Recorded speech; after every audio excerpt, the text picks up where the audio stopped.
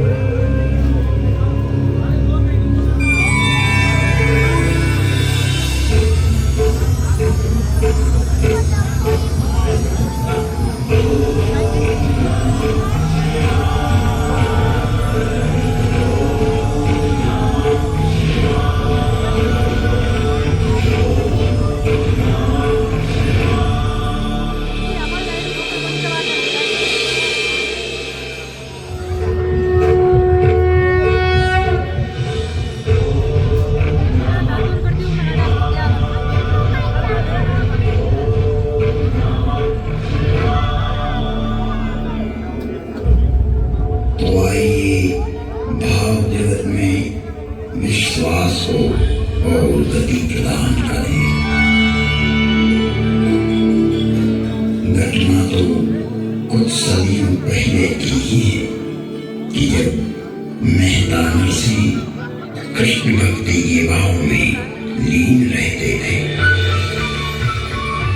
उन्हें कृष्ण की भक्ति के सिवाय और कोई काम नहीं सूझता था। वो अपने बड़े भाई के परिवार के साथ रहते थे। जब मेहता नरसिंह कोई काम काज नहीं करते थे तो परिवार में उन्हें बहुत प्रताड़ित किया जाता था। उनके बड़े भाई भी नरसिंह जी की अकर्मण्यता पर आए दिन कुपित होते रहते थे, किंतु मेहता नरसिंह अपने कृष्ण के स्मरण में इतने खोए रहते थे कि इन सभी प्रताड़नाओं का उनके मन मस्तिष्क पर कोई प्रभाव नहीं पड़ता था। इन सभी घटनाओं के चलते गांव एवं समाज भी उन्हें सताने लगा। इसके उपरांत भी नरसिंह जी अपना जीवन अपने इष्ट को समर्पित कर भाव में लीन रहते थे। एक दिन मेहता नरसिंह जी को उनकी भाभी ने एक ऐसा ताना मारा कि वो सहन नहीं कर पाए। भाभी ने कहा, बड़े भक्त बने फिरते हो, भक्ति का आडंबर करते हो, गांव समाज को मूर्ख बनाते हो, किसी और का कमाया हुआ खाते हो। यदि तुम्हारा ईश्वर के प्रति समर्पण है तो उन्हें क्यों नहीं कहते कि वो तुम्हारा भरण पोषण करें, तुम्हारी सारी आवश्यकताओं की पूर्ति करें। बहुत हो गया ये नाटक। यदि इतनी ही तल्लीनता एवं तुम्हारा विश्वास है तो उन्हीं के पास रहो और उनसे ही अपनी आजीविका चलाओ। इस घर का त्याग कर दो निकल जाओ इस भवन से। देखती हूँ तुम्हारा परमात्मा कितने दिन तुम्हारा वहन करता है। नाच गान कीर्तन श्रद्धा भक्ति और भगवान के नाम से समाज को बहुत भ्रमित किया है तुमने। चले जाओ यहाँ से। मेहता नरसी ने कहा, भाभी आप मुझे जो चाहे कह लो, पर मेरे इष्ट को अपमानित न करो। जब मेहता नरसी की भाभी द्वारा इसकी पुनरावृत्ति की गई तो भगत नरसी यह सहन नहीं कर सके और चले मेहता नरसी गोपनाथ महादेव की ओर। हृदय में प्रभु का विश्वास लिए, दीनता का भाव लिए वहां पहुंचकर मेहता नरसी महादेव के शिवलिंग को अपने आशीष में ले लिया और 7 दिन तक महादेव से लिपटकर महादेव निभाव में चले गए और गाने लगे राग केदार और चले गए महासमाधि में। नीलकंठ महादेव स्वयं प्रकट हुए।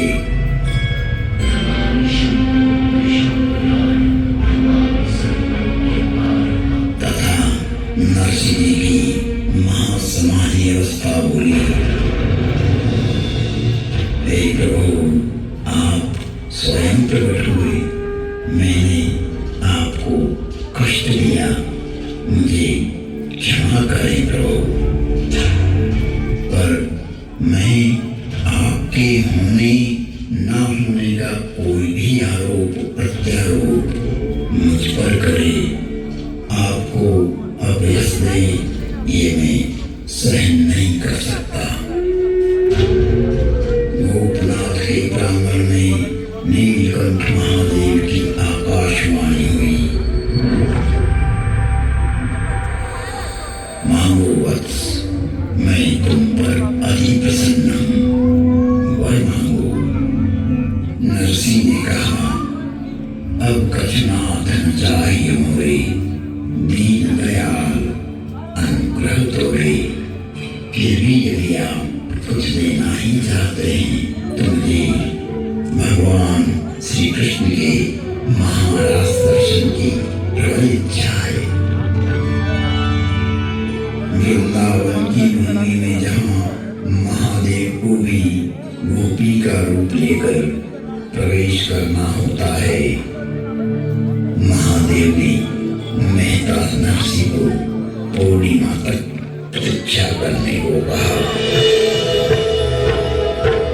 और पूर्णिमा के दिन गोपनाथ महादेव के प्रांगण में महादेव ने मेहता नरसी पर करुणा में दृष्टिपात किया और नरसी जी को दिव्य दृष्टि प्रदान की। हाथ में मसाल लिए मेहता नरसी ने भगवान श्री कृष्ण का रास पूर्णिमा की धवल रात्रि में अपने आत्म प्रकाश में यह महाराज प्रत्यक्ष देखा।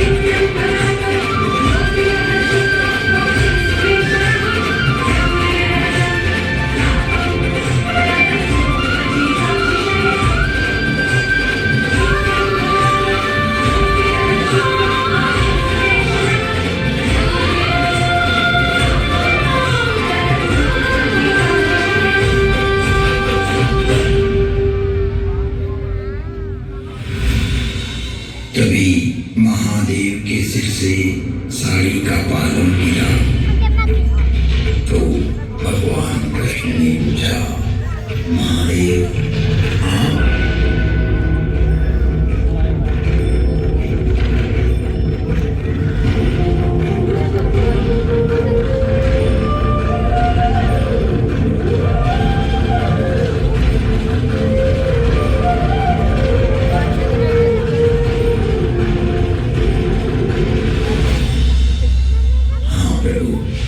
रास में विक्षेप कर रहा हूं, क्योंकि एक भक्त इतना लीन हो चुका है महारास में, वो जल जाएगा।